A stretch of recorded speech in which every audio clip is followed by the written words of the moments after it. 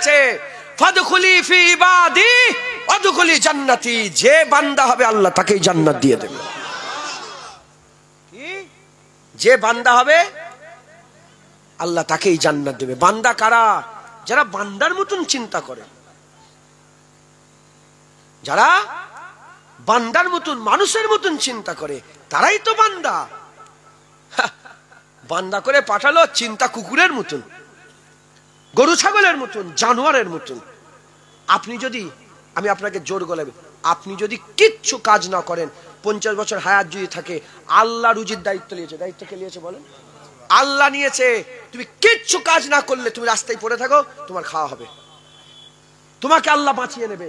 তোমার হায়াত যদি 50 থাকে, পৃথিবীর কোন শক্তি তোমাকে মারতে পারবে না।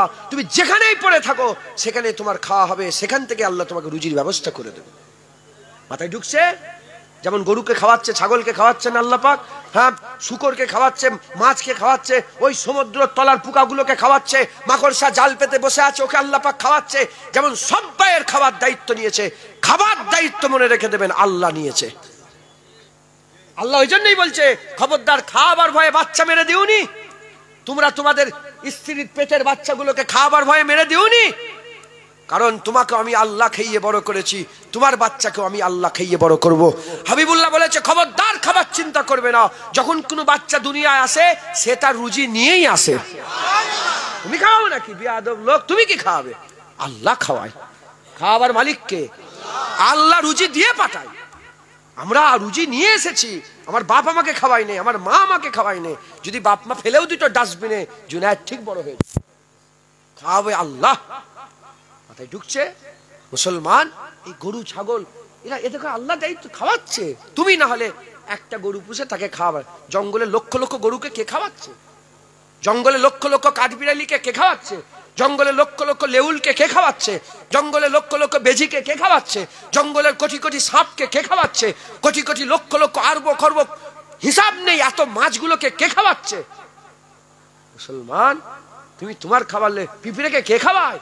পাখিকে কে খাওয়ায়? বলো, আল্লাহ খাওয়ায়। তুমি যদি চুপ করে বসে থাকো, আল্লাহ খাইয়ে দেবে। জানোয়ারের মতন জীবনযাপন হয়ে গেল। মুসলমান, শখ গেল, এই গেলে একটু জেনা করে ফেললে, কুকুররা যেমন চলে যায়, গরু ছাগল চলে যায়, আছে না নাই? রাগ করছেন না? রাগ করে আমি বলে নিচ্ছি আগে, রাগ করা যাবে না।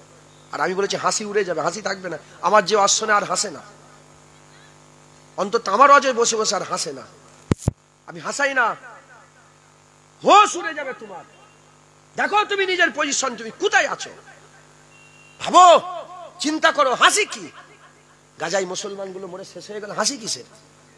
হ্যাঁ, 30,000-এর বেশি মানুষকে মেরে দিল এই 2-3 মাস, 2.5 মাস, 3 মাসে, 3.5 মাসে। হ্যাঁ, মায়ানমারে মেয়েদের পেট কেটে বাচ্চা বের করছে, হাসি কিসের?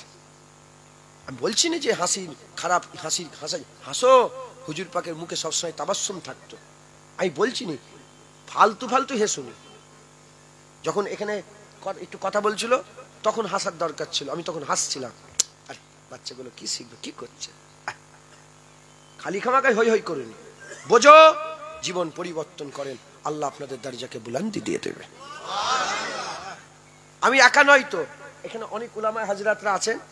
হ্যাঁ, আপনাদের ইমাম সাহেব আছেন, ইনারা দেখা জিজ্ঞাসা করবেন যে জুনায়েদ বলছিল আমার আল্লাহ কিয়ামতের ময়দানে বান্দাদের দোষ খুঁজবে না। খুদার কসম, আমার আল্লাহ এমন আল্লাহ নয় যে দোষ খুঁজে খুঁজে জাহান্নাম দেবে। না না, কিয়ামত আল্লাহ গুণ খুঁজে খুঁজে জান্নাত দেবে।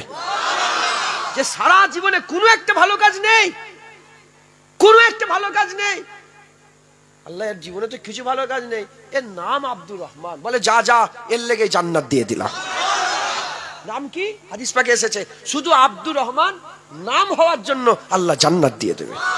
কারণ 60 বছর 70 বছর যত বছর বেঁচে ছিল তাকে শুধু ডেকেছে কি? আব্দুর রহমান, এ দয়াময়ের বান্দা, এ দয়াময়ের বান্দা, এ রহমানের বান্দা, এ দয়াময়ের বান্দা, যা যা, তোকে সারা জীবন বলেছে দয়াময়ের বান্দা, আমি আজকে কাহারের বান্দা করব না, যা যা তোর লেগে দয়াময় হয়ে গেলাম, আমার নামের জন্য তোকে জান্নাত দিয়ে দিলাম। একটু মেহনত করেন, রাস্তাটা ঠিক থাকেন, রাস্তাটা ধরে রাখেন। যদি আপনি তালেবে আখিরাত হন তাহলে তো, আর তালেবে দুনিয়া হয়ে গেলে কি হবে?